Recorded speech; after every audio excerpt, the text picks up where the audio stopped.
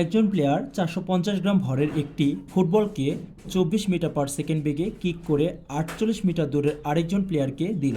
সে ফুটবলটি ধরে 8 মিটার দূরের কর্নারের দিকে 9 মিটার পার সেকেন্ড বেগে মাঠের উপর দিয়ে গড়িয়ে দেয়। গতি ঘর্ষণ 30/49।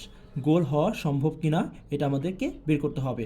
তো ধরে নিই এটা প্রথম প্লেয়ার এবং এটা হচ্ছে দ্বিতীয় প্লেয়ার এবং তাদের মধ্যবর্তী যে দূরত্ব সেটা দেওয়া আছে 48 মিটার, সো এটা 48 মিটার এবং এই বলটিকে 24 মিটার সেকেন্ড বেগে প্লেয়ার 2 এর দিকে গড়িয়ে দিল। ফলে যেহেতু এটা গতিতে আছে, গতি ঘর্ষণ আছে এফকে, ঠিক যেদিকে গতি হবে তার বিপরীত দিকে। অনুরূপভাবে প্লেয়ার 2 থেকে গোল পোস্টের দূরত্ব হচ্ছে 8 মিটার, পোস্টে দেওয়া আছে। আচ্ছা, এবং দ্বিতীয় প্লেয়ারটি গোলপোস্টের দিকে 9 মিটার পার সেকেন্ড বেগে ছুড়ে দেয়। যদি বলটি গোলও হয়ে যায় তবুও দিন শেষে শেষ বেগ হবে 0, আর এটা হবে তার মানে আদি বেগ। আর যদি গোল না হয় তাও বেগটা যেখানে যে থাকুক না কেন বেগটা হবে 0। অতএব আমরা এখানে একটু যতগুলো তথ্য পেয়েছি সবগুলো তথ্য এখানে উপস্থিত করি। এখানে বলটির এম সমান 450 গ্রাম, যাকে কেজিতে রূপান্তর করলে 0.45 কেজি হবে। আর যেহেতু আমাদের এখানকার এই যে উপাত্তগুলো কোনো প্রয়োজন নাই, কারণ আমাকে এখানে কাজ করতে হবে গোলটা হওয়া সম্ভব কিনা, তাই আমাদের এতটুকু খেয়াল রাখতে হবে।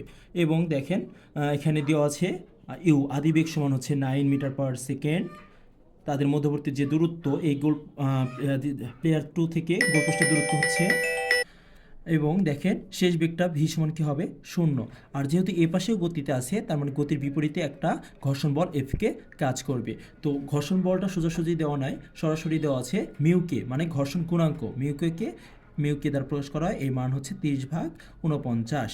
আচ্ছা, যেহেতু বলটি দ্বিতীয় প্লেয়ার থেকে গোলপোস্টের দিকে যাবে, যেহেতু গতিতে আছে তার মানে অবশ্যই বাধাজনিত বল কাজ করবে এখানে। এই বাধাজনিত বলটা আমাদেরকে আগে নির্ণয় করতে হবে। তো আমরা জানি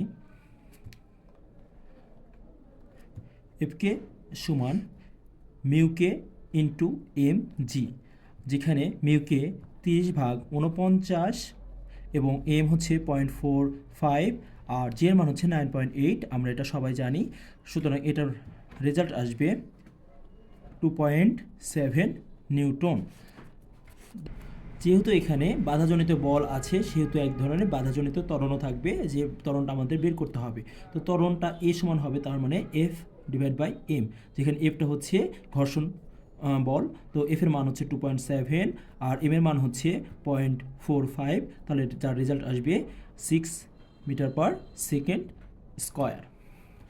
এখন আমরা ত্বরণ পাইলাম, আমরা বস্তুটার আদিবেগ জানি, বেগ জানি, এবং হচ্ছে সে কত দূরত্ব অতিক্রম করতে হবে 8 মিটার। তার যদি গোল হতে হয়, যদি 8 মিটারে কম হয় তারপর আমরা বুঝবো গোলটি হবে না, আর 8 মিটার যদি অতিক্রম করে যায় তাহলে বুঝবো গোলটি হবে। তো সুতরাং আমরা বের করি, আমাদের বের করতে হবে এখানে দূরত্ব। তো আমরা যেহেতু টি দেওয়া নাই এমন সূত্র হচ্ছে, আমরা জানি টি দেওয়া না থাকলে সূত্র হচ্ছে ভি স্কোয়ার সমান ই স্কোয়ার মাইনাস 2as।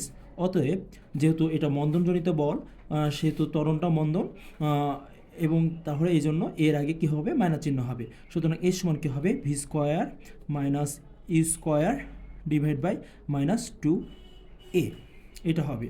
আচ্ছা, ভি এর মান হচ্ছে 0 উপর স্কোয়ার, আর ইউ এর মান হচ্ছে 9 তার উপর স্কোয়ার ডিভাইড বাই মাইনাস 2 গুণন 6, যার রেজাল্ট আসবে 6.75 মিটার। যেহেতু আমাদের যে প্লেয়ার 2 থেকে গোলপোস্টের দূরত্ব 8 মিটার ছিল এবং এই বেগ 9 মিটার পার সেকেন্ড বেগে যদি ছোড়া হয় বলটাকে, তাহলে বলটে অতিক্রান্ত দূরত্ব হচ্ছে 6.75 মিটার, যা 8 মিটার থেকে কম। সুতরাং এটা যদি S1 হয় আর এটা যেটা বের হলো সেটা অবশ্যই S1 এর থেকে, যেহেতু এসটা হচ্ছে প্লেয়ার 2 থেকে গোলপোস্টের দূরত্ব এবং S1 হচ্ছে প্লেয়ার 2 যখন 9 মিটার পার সেকেন্ড বেগে বলটিকে ছুটছিল তখন যেখানে যে থামছে সেই দূরত্ব, যেহেতু এই দূরত্বটা গোলপোস্টের দূরত্ব থেকে কম, সুতরাং গোল হবে না। গোল